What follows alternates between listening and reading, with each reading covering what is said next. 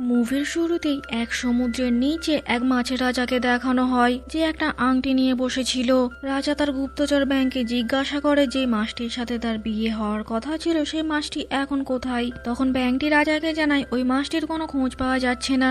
এটা শুনে রাজা রেগে গিয়ে ব্যাংকে বলে তাকে যেখান থেকে হোক খুঁজে নিয়ে আসো। এরপর আমাদের একটি অন্ধ বৃদ্ধ লোককে দেখানো হয়। এরপর আমাদের এই মুভির আসল চরিত্র ইভানকে দেখানো হয়। তো ইভান ছিল ওই বৃদ্ধ লোকটির ছেলে। ইভান ঘুম থেকে উঠে তার বাবার কাছে যায়। তো ইভানের বাবা সাধারণত লোহার কারিগর ছিল আর ইভান কোনো কাজ করতে পারতো না, তাই ইভানের বাবা তাকে লোহার কারিগরি শিখে নিতে বলে আর এরপর ইভানকে মাছ ধরতে যাওয়ার জন্য পাঠিয়ে দেয়। ইভান একটি নদীতে মাছ ধরতে চলে যায়। সে এক জায়গায় বরফের মাঝে গর্ত করে সেইখান দিয়ে কাঁটা ফেলিয়ে মাছ ধরতে থাকে। তখনই জলের মধ্যে বুদবুদ উঠতে শুরু করে। ইভান ভয়ে পেছনের দিকে পিছিয়ে যায়। তখনই ওই গর্তের মধ্য থেকে একটি ঢেউ বেরিয়ে এসে ইভানের ওপর আছড়ে পড়ে আর ওই জলের সাথে একটি মাছ বেরিয়ে এসে ইভানের বালতির মধ্যে পড়ে যায়। এরপর ইভান মাছটিকে নিয়ে বাড়ি ফিরে আসে আর মাছটিকে রান্নার ব্যবস্থা করতে থাকে। তখনই মাছটি বালতি থেকে বেরিয়ে ইভানের সাথে কথা বলতে শুরু করে। মাছটি কথা বলছে দেখে ইভান অনেকটা ভয় পেয়ে যায়। এরপর মাছটি ইভানকে বলে যদি তুমি আমাকে নদীতে ছেড়ে দিয়ে আসো তাহলে আমি তোমার 3টি ইচ্ছা পূরণ করব। এটা শুনে ইভান অনেকটা খুশি হয়ে যায়। ইভান শুয়ে শুয়ে বিড়বিড় করে বলে যে আমি এই কুঁড়ে ঘরের মধ্যে থেকেই পুরো শহরটাকে ঘুরতে চাই। এরপরেই একটা আশ্চর্য ঘটনা ঘটে। তখন মাছটি ইভানকে জানায় তার প্রথম ইচ্ছা পূরণ হচ্ছে। এটা শুনে ইভান বলে এটা তো আমার কোনো ইচ্ছা ছিল না, এটা তো আমি এমনি বললাম। কিন্তু তার কুঁড়ে ঘরটা গাড়ির মতো স্পিডে স্থান পরিবর্তন করতে থাকে, কারণ ইভানের ইচ্ছা ছিল সেই কুঁড়ে ঘরের মধ্যে থেকেই পুরো শহর ঘুরতে চাই। ইভানের এই সমস্ত কিছু বিশ্বাসই হচ্ছিল না। আর বরফের দেশ হওয়ায় ইভানের সেখানে প্রচন্ড ঠান্ডা লাগছিল।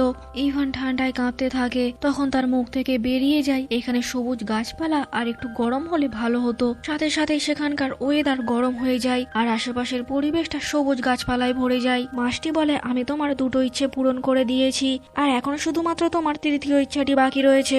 এখানে ইভান নিজেই নিজেকে বলতে থাকে আমি আমার 2টো ইচ্ছে অকারণেই নষ্ট করে দিয়েছি। যেতে যেতে ইভানের সামনে কতকগুলো ডাকাত চলে আসে। তবে তারা ইভানের কাছ থেকে কোনো সোনা দানা টাকা পয়সা কিছুই পায় না, যেই কারণে তারা ইভানের থেকে তার মাছের বালতিটা ছিনিয়ে নেয়। সুযোগ বুঝে ইভান তার মাছের বালতি নিয়ে সেখান থেকে পালিয়ে যায়। ডাকাতগুলো ইভানকে ধাওয়া করে। বাঁচার কোনো রাস্তা না পেয়ে ইভান মাছটিকে নদীর জলে ছেড়ে দেয়। এটা দেখে ডাকাতগুলি ইভানের ওপর অনেক রেগে যায় আর এরপর একটি গাছের মধ্যে উল্টো করে ঝুলিয়ে সেখান থেকে পালিয়ে যায়। কিছুক্ষণ পর সেখানে একটি সুন্দরী মেয়ে আসে আর মেয়েটি দড়ি খুলে ইভানকে নিচে নামায়। এখানে মেয়েটি বলে তার নাম অ্যানা। ইভান মেয়েটির গলায় একটি মাছের আঁশের স্কার্ফ দেখে। এটা দেখে ইভান বুঝে যায় এই মেয়েটি আসলে সেই মাছটি। তো অ্যানাও বুঝতে পারে যে ইভান আসলে তাকে চিনতে পেরেছে। তখন ইভান বলে সে রুশের রাজা জারের মেয়েকে বিয়ে করতে চায়। তখন অ্যানা জিজ্ঞাসা করে তাহলে এটাই কি তার 3য় ইচ্ছা?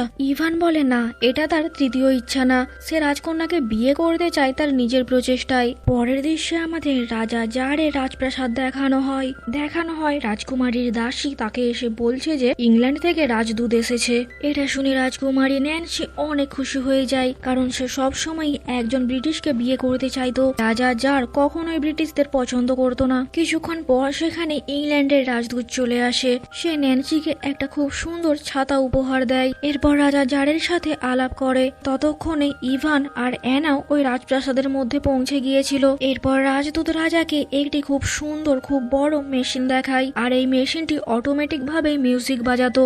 আসলে রাজদূত ওই মেশিনটির ভেতরে একটি লোককে রেখে দিয়েছিল আর সবার মনে হতো যে মেশিনটি অটোমেটিক ভাবে মিউজিক বাজাচ্ছে। তবে রাজা জার রাজদূতের এই মেশিন দ্বারা ইমপ্রেস হয় না, কিন্তু ন্যান্সি এই মেশিনের দ্বারা অনেক ইমপ্রেস হয়ে যায় আর সে ওই রাজদূতকে বিয়ে করতে চায়। রাজা বুঝতে পারছে না সে তার মেয়েকে কিভাবে বোঝাবে।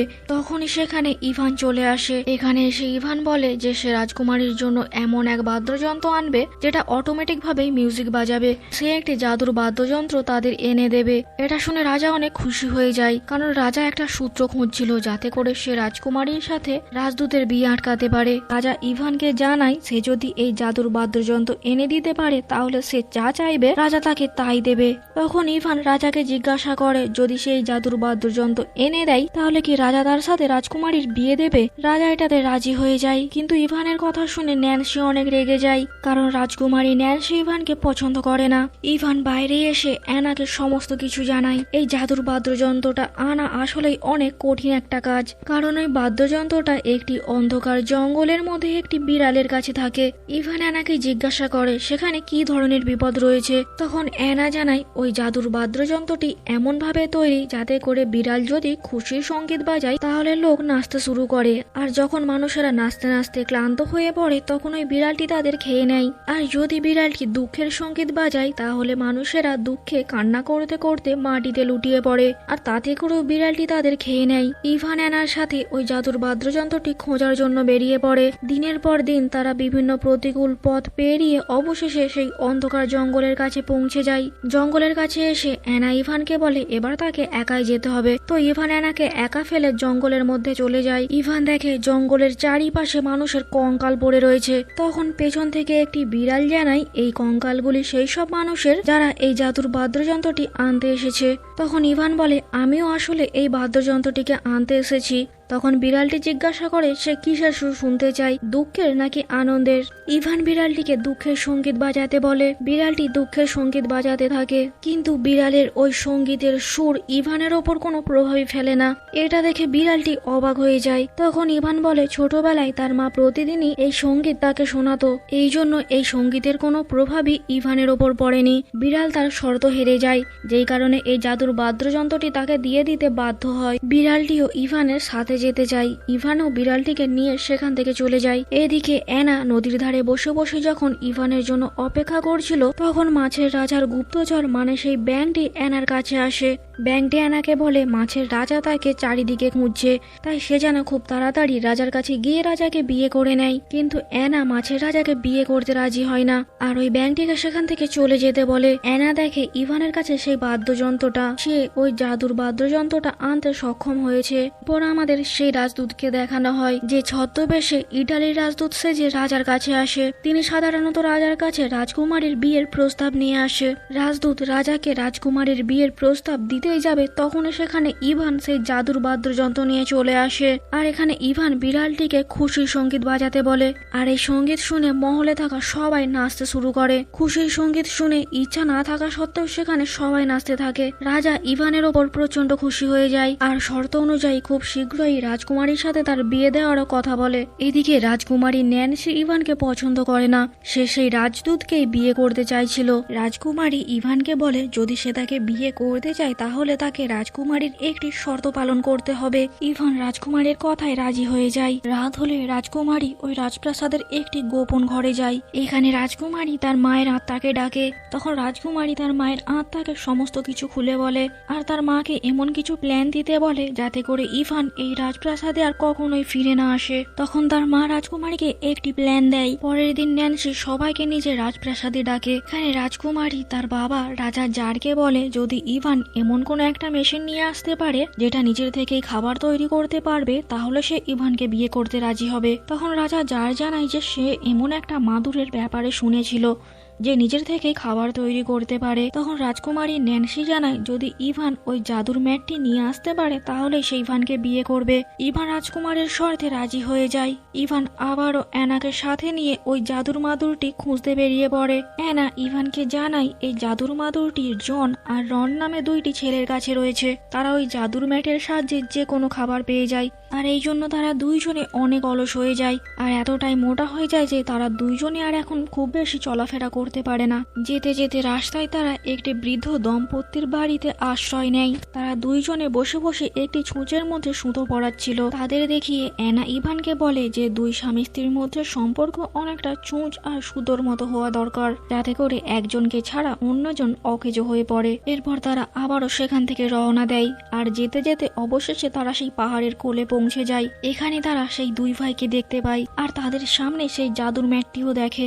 ইভান তাদের দুইজনের সামনে যায় আর গিয়ে তাদের থেকে ওই জাদুর ম্যাটটি চাই। এটা শুনে তারা দুই ভাই অনেক রেগে যায় আর ইভানের ওপর একটি খাবার ছুঁড়ে তাকে অজ্ঞান করে দেয়। ইভানের এই অবস্থা দেখে সেখানে অ্যানা চলে আসে। এরপর অ্যানা তাদের বলে তাদের মুখগুলোকে জলের মধ্যে দেখতে।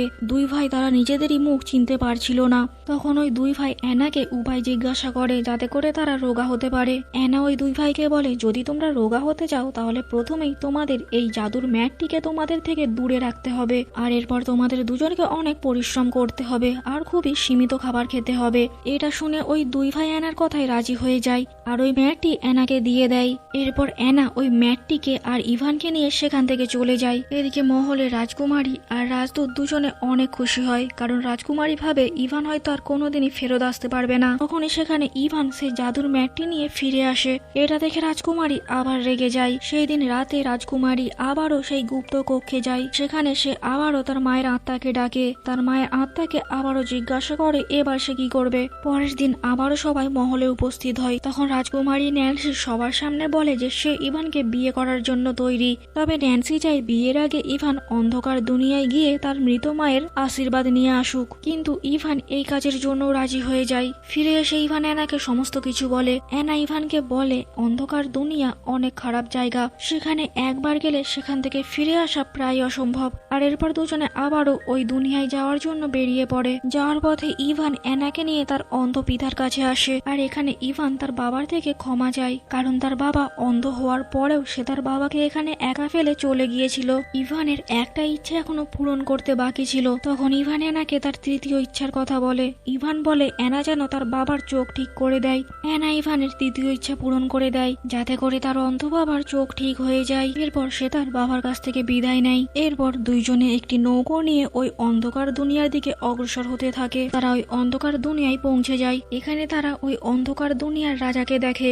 রাজা তাদের জিজ্ঞাসা করে তারা কে আর এখানে কি করতে এসেছে। এখানে ইভান জানতে পারে এই অন্ধকার দুনিয়ার রাজা আসলে অ্যানার বাবা। এখানে রাজকুমারী তার বাবাকে সমস্ত ঘটনা খুলে বলে, আর রাজকুমারীর ওই দুষ্টু মায়ের আত্মার সাথে দেখা করতে চায়। অ্যানার বাবা তাদের বলে ওই রানী বেঁচে থাকা অবস্থায় অনেক খারাপ মানুষ ছিল, তাই এই দুনিয়ায় আসার পর তাকে শাস্তি দেয়া হচ্ছে। এখানে তাকে অনন্তকালের জন্য কোনো খাবার দেয়া হবে না। ইভান ওই রানীর থেকে পারমিশন চায় তার মেয়েকে বিয়ে করার জন্য, কিন্তু রাজকুমারীর মায়ের দুষ্টু আত্মা তাকে কোনো পারমিশন দেয় না। তখন তার বাবা ওই রানীর সামনে এক থালা ভর্তি খাবার নিয়ে আসে। খাবারের লোভে রানী ইভানকে পারমিশন দিয়ে দেয়। এরপর দুজনে সেখান থেকে ফিরে যেতে থাকে। ফেরার সময় অ্যানা ইভানকে জানায় এই অন্ধকার দুনিয়া থেকে যারাই ফেরত আসে তারা তাদের সমস্ত পুরনো স্মৃতি ভুলে যায়। এদিকে রাজা আর রাজকুমারী যখন খাবার টেবিলে বসেছিল তখন তারা ট্রের মধ্যে তার মায়ের প্রতিচ্ছবি দেখে। তার মা তাকে বলছে যে সেই বিয়ের জন্য পারমিশন দিয়ে দিয়েছে। ন্যান্সি আবারও সেই গুপ্ত কক্ষে যায়, তার মাকে আবারও আহ্বান করে। তার মায়ের আত্মা সেখানে উপস্থিত হলে ন্যান্সি তার মায়ের ওপর অনেক রেগে যায়। তখন তার মা তাকে বলে সে বাধ্য হয়ে ইভানকে পারমিশন দিয়েছে। আর এখানে রানীর আত্মা রাজকুমারীকে জানায় যে ইভান আজ পর্যন্ত যা যা করেছে তার জন্য তাকে এক জাদুর মাছ সঙ্গ দিয়েছে, আর তাদের রাজ্যে যারাই জাদুর ব্যবহার করে তাদেরই মৃত্যুদণ্ড দেয়া হয়। এটা শুনে রাজকুমারী এবার একটু আশ্বাস পায়। এদিকে অ্যানা ইভানকে নিয়ে একটি কিনারে চলে আসে। এখানে ইভান অ্যানাকে দেখে চিনতে পারে না। ইভান অ্যানাকে জিজ্ঞাসা করে সে কে। তখন অ্যানা জানায় সে একজন সামান্য নৌকা চালিকা। এরপর ইভান সেখান থেকে চলে যায়। ইভান আবার সেই রাজপ্রাসাদে চলে আসে। এখানে রাজকুমারী ন্যান্সি ইভানকে জিজ্ঞাসা করে সে এত মুশকিল কাজ কিভাবে করলো। তখন ইভান রাজকুমারীকে জানায় কেউ জাদুর সাহায্যে তাকে সাহায্য করেছে। এটা শুনে রাজকুমারী তার সৈন্যদের আদেশ দেয় ইভানকে বন্দি করার জন্য। ইভানের এই অবস্থা দেখে রাজা অনেক দুঃখী হয়ে যায়, কিন্তু তবুও রাজার কাছে করার মতো কিছুই ছিল না, কারণ সে ইভানের জন্য নিজের রাজ্যের নিয়ম ভাঙতে পারবে না। সৈন্যরা ইভানকে মারতেই যাবে তখনই সেখানে অ্যানা চলে আসে আর রাজকুমারীকে রিকোয়েস্ট করে ইভানকে ছেড়ে দেওয়ার জন্য, আর বলে তার বদলে অ্যানা সারা জীবন ধরে রাজকুমারীর গোলামি করবে। এটা শুনে রাজকুমারী ইভানকে ছেড়ে দেয়। এরপর থেকে রাজকুমারী ধীরে ধীরে অনেক অহংকারী হয়ে যায়। আর যেহেতু রাজকুমারী এখন জেনে গিয়েছে যে অ্যানা যে কোনো মানুষের যে কোনো 3টি ইচ্ছে পূরণ করতে পারবে, তখন রাজকুমারী অ্যানাকে বলে তাকে সেই রাজ্যের রানী করে দিতে। আর অ্যানাও বাধ্য হয়ে রাজকুমারীকে সেই রাজ্যের রানী করে দেয়। পর রাজকুমারী ন্যান্সি নিজের বাবাকেই বন্দি করে রাখে। রাজকুমারী অ্যানার কাছে তার দ্বিতীয় ইচ্ছার কথা প্রকাশ করে। রাজকুমারী বলে সে চায় যে ইংল্যান্ডের রাজা তার জন্য বিয়ের সম্বন্ধ পাঠাক। অ্যানা তার দ্বিতীয় ইচ্ছাও পূরণ করে। ইংল্যান্ডের রাজা রাজকুমারীর জন্য সম্বন্ধ পাঠায়। এদিকে আমরা ইভানকে দেখি যে এখন তার বাবা আর রন দুই ভাইয়ের সাথে থাকে। এখানে ইভান সেই ছুঁচ আর সুতো দেখে, আর এটা দেখে তার অ্যানার কথা মনে পড়ে যায়। ইভান সেই রাজপ্রাসাদে চলে আসে। এখানে এসে ইভান অ্যানাকে বলে যে তার সমস্ত কিছু মনে পড়ে গিয়েছে। আর এখানে সবার সামনে ইভান অ্যানাকে প্রপোজ করে। তখন সেখানে রাজকুমারী ন্যান্সি চলে আসে। এখানে ন্যান্সি অ্যানার কাছে তার তৃতীয় ইচ্ছা প্রকাশ করে। ন্যান্সি অ্যানাকে জানায় সে তার মতোই একটি জাদুকর মাছ হতে চায়। তখন অ্যানা ন্যান্সির তৃতীয় ইচ্ছা পূরণ করে আর সে তাকে একটি মাছ বানিয়ে দেয়। মাছ হবার পর ন্যান্সি আবারও মানুষের রূপে ফিরে আসতে চায়, কিন্তু ফিরে আসতে পারে না, কারণ জাদুর এই মাছগুলো শুধুমাত্র অন্যের ইচ্ছা পূরণ করতে পারে। তখনই পাশের একটি কুয়ো থেকে সেই মাছের রাজা চলে আসে।